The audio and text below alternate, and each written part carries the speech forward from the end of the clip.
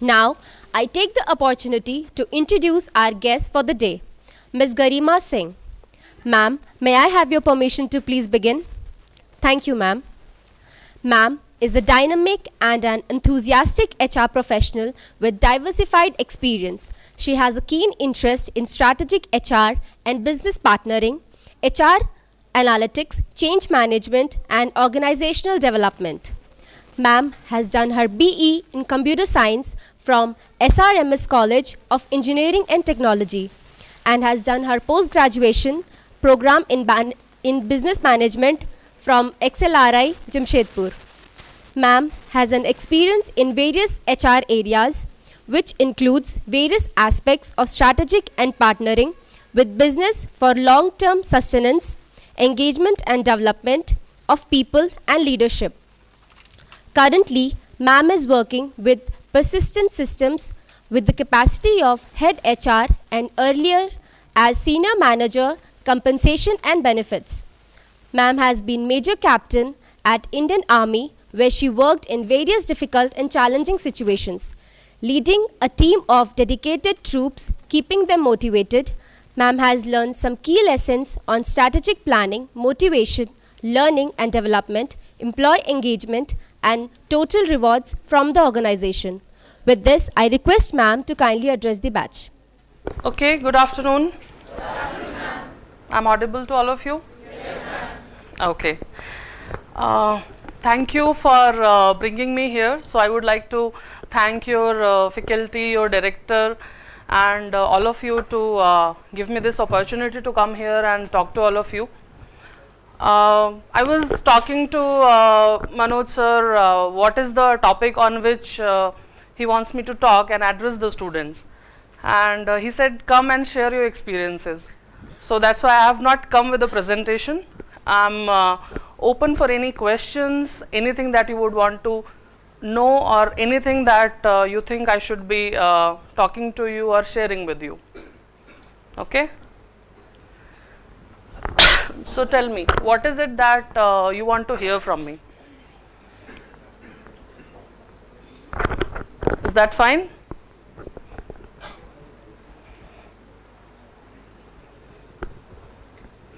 Yeah.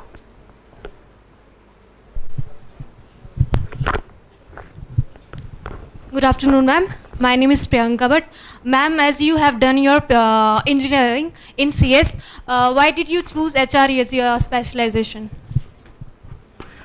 Okay. So I did engineering in computer science, yes. And after that, I joined armed forces. And while I was there in Indian Army, that time I saw that most of the work that I was doing was about keeping your people motivated, keeping them engaged and keeping them ready for whatever is the next step that needs to be taken. And that's I think that's where my interest into this stream as HR as a profession started, because though the leadership in army and leadership in corporate is entirely different, these are two different worlds altogether, but there are still threads which run across which are common, and that's where I thought I think HR is the field where I would like to go. Okay. Yeah.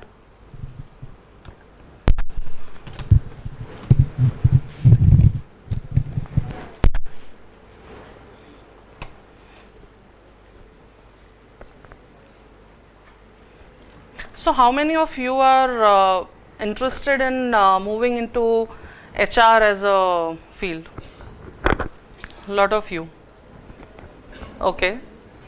And what do you think, what is the role of HR in an organization?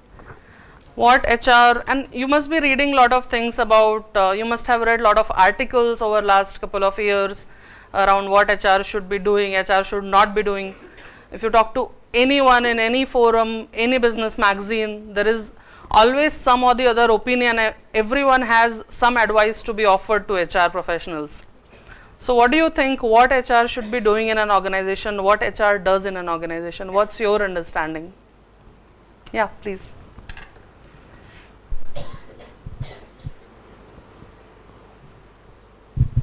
Good afternoon, ma'am. My name is Swarada Ansarwadekar. I'm from Aurangabad. According to me, an HR professional is one who is responsible for recruitment, training and development, and to engage the employees into different activities and different roles, and authorizing people, like delegating the authorities according to their capabilities, and understanding the capabilities and extracting whatever they can from the employees. What do you mean by delegating the authorities? Like giving them the authorities For what? to work. Okay, so you mean allocating people to different jobs? Right, ma'am.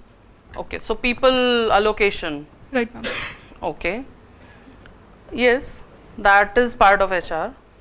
What else do you think HR's role should be in an organization? And any one of you who would want to share their thoughts. Some of you would have also read, have you read few articles about HR should be disbanded, we don't need HR in the organizations. You would have seen lot of companies outsourcing their recruitment, outsourcing their operations, outsourcing their compensation, their payrolls.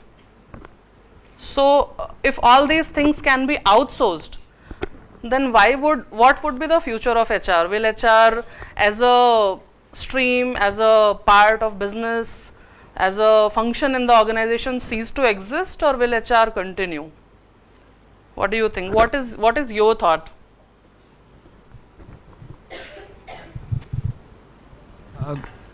Good afternoon, ma'am. My name is Himanshu, and I think that HR will evolve as some companies will evolve whose core function would be HR. Like there are some marketing companies which are like delegate all the marketing facility or all the marketing services to their client. So there would be some companies, and there will be some like we can say freelance HRs who would be imparting their services to various organizations at the same time. Yes, that would be there. This trend is already existing. Very well said.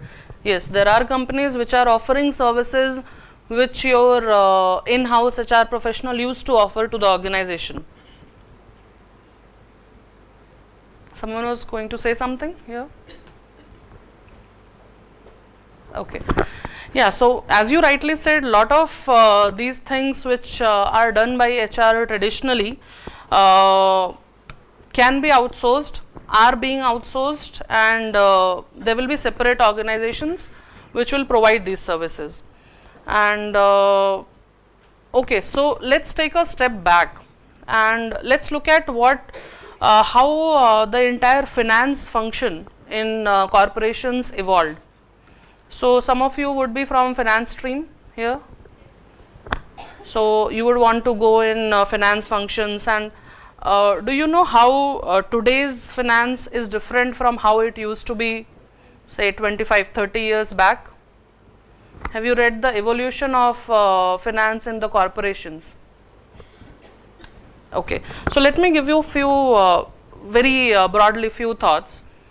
When the finance function in early 70s, they were focused on lot of compliances. This thing will be done based on the local laws of the land. The function was totally focused on account keeping and compliances. Compliances in terms of finance and account keeping and auditing of the books.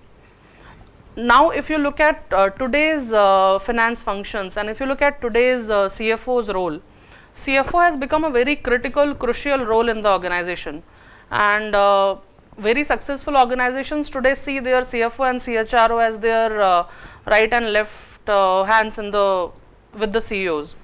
So how CFOs have changed what they used to do and what they are doing now.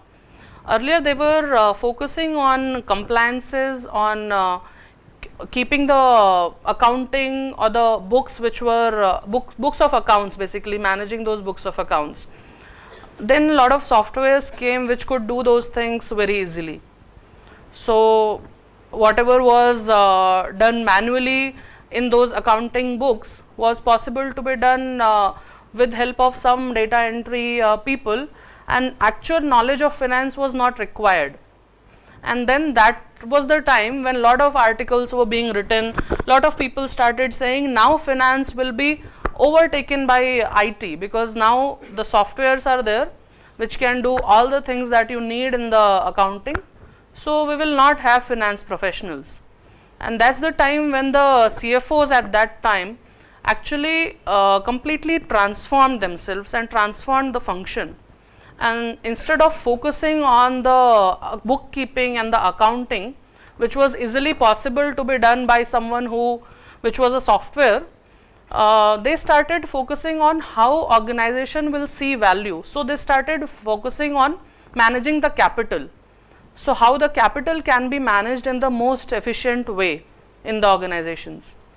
And instead of focusing on the books, once they started focusing on the capital management part, CEOs saw tremendous value, because then they knew, because they had this expertise, then they knew from where to source the capital, how to deploy their capital in the best possible way, and how to utilize that capital to increase the profitability of the company.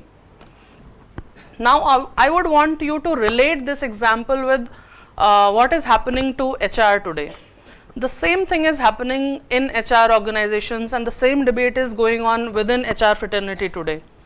That lot of functions, lot of things that HR has been doing traditionally, lot of roles which are associated with HR can be outsourced to people who may have either limited knowledge or maybe softwares who could replicate, whether it is compliance or whether it is formalities around joining or hiring related softwares, assessment related software. So there are solutions in terms of IT which will help cut down lot of things which were being done manually by the HR professionals. Now if that is what is happening, then what HR functions and what CHROs also need to do is see that how they can still remain relevant, and how they can still transform their functions in such a way that it shows value to the organization.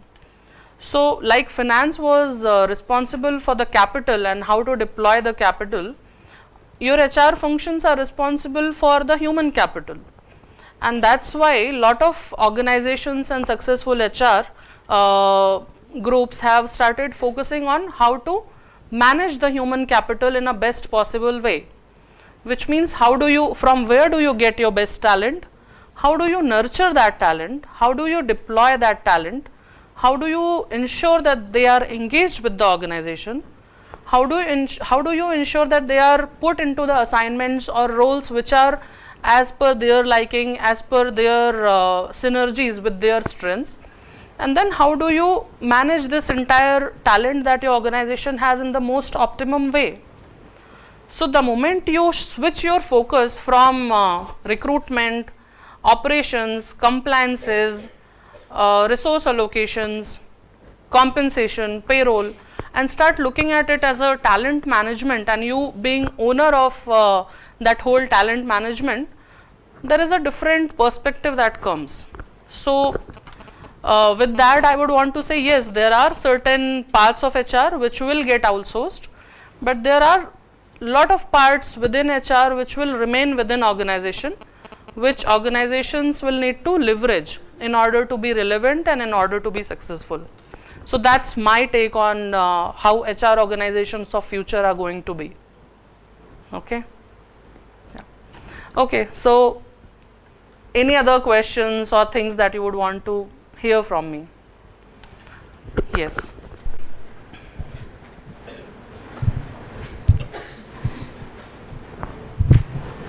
Good afternoon, ma'am. My name is Adnan Arshad. The question I have, ma'am, that we have been told and we've been hearing that HR person sees right through you. Within a moment, you will be judged.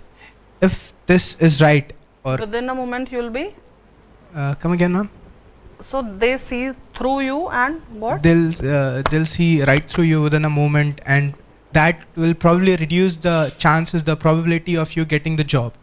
So is this just kind of a myth, because nobody is Sherlock Holmes in the real world? Like, Yeah. how true is it? Like, if yes, it's any possibility of like something like that, what measure will you suggest for us to take? Like, faking is not an option because everybody will get to know that how fake is he, because after all we're gonna work there, and that HR probably will be there and will certainly blow our cover. Yeah, so HR professionals are not Sherlock Holmes, true, and they will not be able to see through you, and there are chances that you'll be able to fake at times and show something which you may not have, and you may be able to cross a certain level of interviews. Yeah, probability may be less because they would have interviewed lot of people, they would have spoken to lot of people, so they would be in better position to assess and judge. But ultimately, yeah, they are not Sherlock Holmes, they will not be able to see through you what's going on in your mind. But if you are showing something which you don't have, and with that if you get into an organization, there are only two choices. Once you have the offer, between the offer till you join, you learn those things, make yourself up to the mark so that whatever you have faked is become a reality once you join. Or if you are not able to do that, then once you join the organization, very soon people with whom you are working will realize that.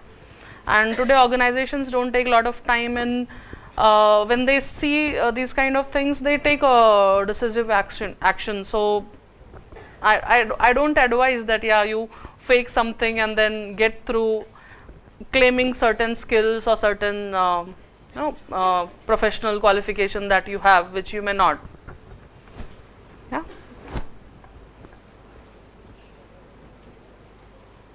Okay.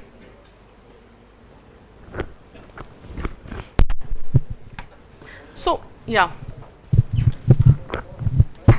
Good evening, ma'am. My name is Gaurav Pandey. As we know that you were part of Indian Armed Force, ma'am, what was the element? What was that thing that triggered you to enter Indian Armed Force? Okay. Okay. So, one reason is a family reason. I had seen my uncle in armed forces, and as a young girl at that time, I saw a lot of glory and glamour attached to the uniform, and I wanted to wear that uniform. And when I used to visit them, and when I used to see everyone saluting, and the whole aura around this uniform and the people in uniform, I thought, yeah, I want to do that someday. So that was something which inspired me as a young girl, and that's when I had decided someday I'll wear this uniform. And I think that's it. That remained inside me, and somewhere I thought, yes, if given a chance, and now the destiny is giving me a chance, so let me go and explore this. I had not really thought a lot about getting into armed forces. I got that opportunity in the first attempt. I cleared SSB. When I went for my SSB interview, I saw that an SSB is SSB stands for Services Selection Board, and this is a very rigorous assessment process. So they have a 9-day residential process through which they actually assess you. So 5 days you are in the campus. There are only 3 centers in India. So my SSB center was in Bhopal, and day 1 you come from the station, they will pick you up and they'll take you to the army campus. Your parents or no one is there allowed to be with you beyond a certain point. So you go inside the campus, and then every day you are being assessed through different tasks. So you will be there will be aptitude tests, there are good group discussions, there are physical activities, tasks that you are going through, and every day people are getting eliminated. So there is a batch which will be there, which will remain, and rest of the people who could not qualify day 1, they will be sent home. So like this, 5 days of assessment and then 4 days of medical. So that's the rigorous process through which they pick up the officers in Indian Army. And while I was going through this experience, I saw that people were coming for the 6th time in a row. And I was never so serious about joining army, but the whole experience and the life that I saw and experienced in those days actually made me feel that yes, this is something that I definitely want to get into. So yes, it was a chance, I think, and it was just some attraction. I wanted to be in that uniform. That's really great. Being there, you must have gained much experience. How those experiences are helping you in corporate world? Okay, so yeah, those experiences help you a lot, not only in corporate but actually in your life. So when you join the forces, and our Indian Armed Forces have one of the most difficult assessment processes. They have the most grilling selection procedure, and there are no numbers. So every year they have a certain vacancy to be fulfilled, and if they don't find the people who cross the minimum benchmark, the vacancies remain unfulfilled. They don't lower the bar. So every year we are understaffed in terms of and that could be, there could be multiple reasons. Not many people may be willing to go through that kind of hardship in life. So every year there are people who join. But what I would want to share with all of you is once you join as an officer, the training that you get and the life that you experience, it is that experience is something that remains with you throughout. And I'll tell you certain things. When you join, and still our Indian Army has very small population of female officers. That's still a very stark minority. So in my unit, I had 900 plus men. I was the only female. And when you join the forces, there is a it's not at all, you don't get that feeling that you are not safe here. You don't get that feeling that you are a little different here. People from all walks of life, people from all across India are there in that one campus, but still you feel a very different sense of bonding. And that happens because the kind of rigor that you practice, the kind of hardships that you follow during your trainings. So it teaches you a lot about how do you build very strong teams, how do you keep your people motivated without having a lot of options of giving different material benefits. Because as an officer, you don't have anything in control. You cannot offer a pay hike, you cannot give a employee of the month, you cannot give a star performer or any of those awards or anything. But still you have to ensure that when there is a call, all your men are with you and all our men are ready to die for you at just one command. So that's a very rare leadership skill that you learn there. And the officers in Indian Army who die at age of 23, 24, hardly your age.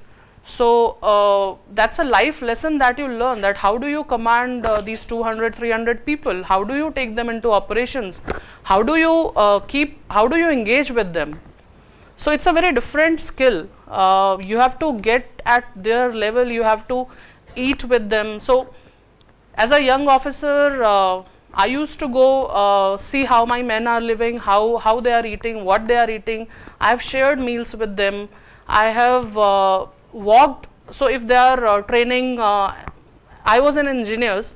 So your Corps of Engineers does, so they are responsible for doing all these minefields and explosives and bridges and all these things. So when they are practicing in the night, it's not that you have ordered them and you have gone back to your house and slept. You are standing there whole night with them. And when 5 o'clock in the morning, when they are going back, that's the time after everyone has left, you are also leaving. So you are leading, you are in true sense leading from front. And if those things, those qualities, how do you manage that relationship if you are carrying them back with you in your organizations? That's something that will always help you succeed in any team that you are trying to build.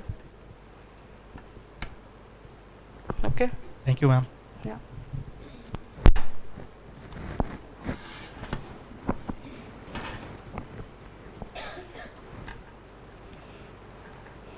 Anything else that you would like me to talk about?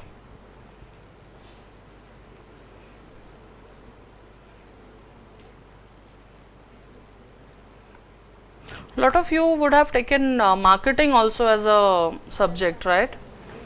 So what do you think, is marketing and HR related through some way? Do they cross paths somewhere?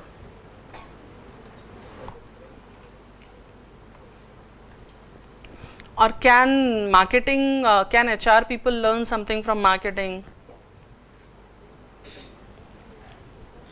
Yes, what? You want to say something?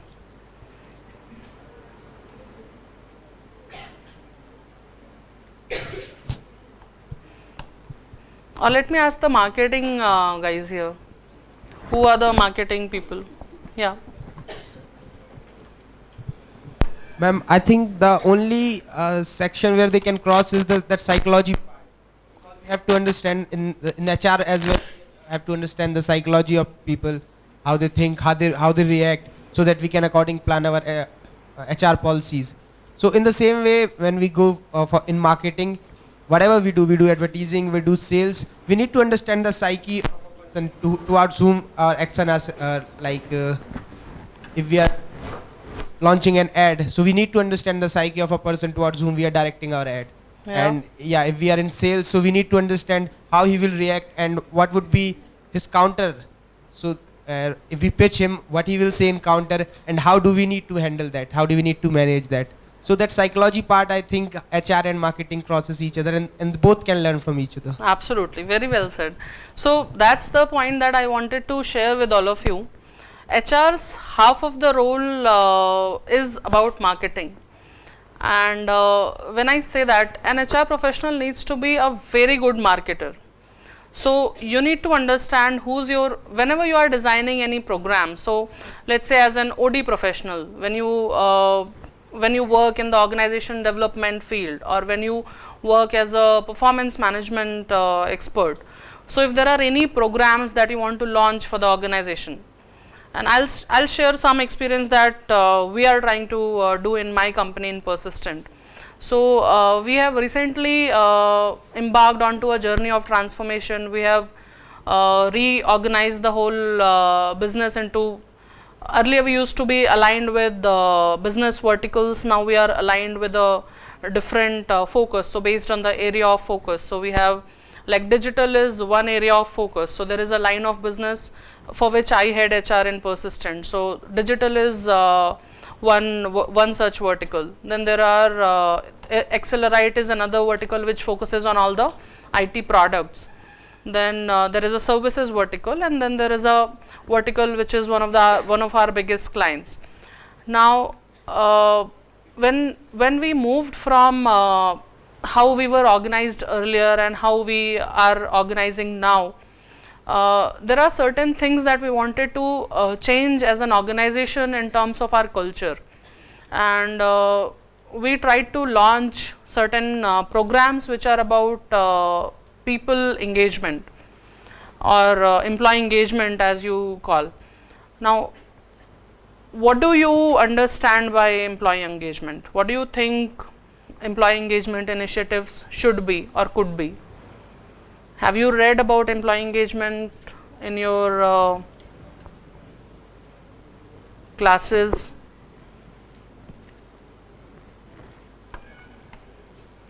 Okay, so let me share what typically people feel about employee engagement.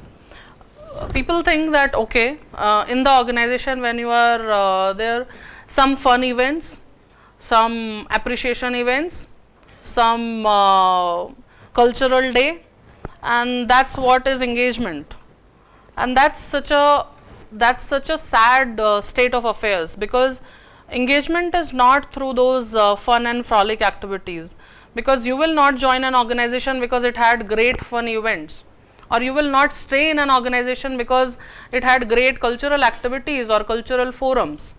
But lot of HR professionals, lot of people organize in the organization think that yes, that's what HR needs to focus on, and they need to organize lot of events, they need to keep people motivated.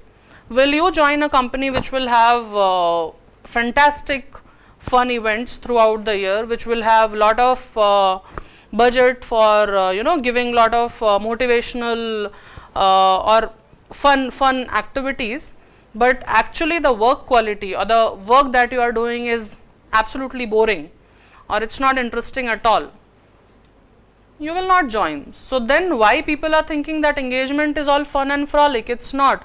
Engagement is all serious business, and that's the mindset which we wanted to change in our senior leadership, in our managers, that they will not be engaged with HR through these fun events. They will be engaged with the work. If you are able to provide them challenging work, challenging opportunities to learn, then they will stay with the organization, because then they can see their career in the organization. So the whole definition of engagement, unfortunately, and no one else is responsible. Lot of people in our HR fraternity itself are responsible for it. They took fun and frolic so seriously that other serious matter, serious business about performance, motivation was left behind. So we tried to launch this program, and I was trying to connect it with the marketing. So when we tried to launch this program about how do you lead, motivate and engage your people. So there is a very interesting 2-day module that we created, and all the senior management was expected to go through it. So we are still running through this program. What we saw was initial few batches, it was very difficult. It was very difficult to bring people, make them focus away from their business and bring them to a classroom and attend a session which will talk about engagement and motivation and leadership. Because they thought, I have better things to do. I have my customer meetings, I have some proposals to make.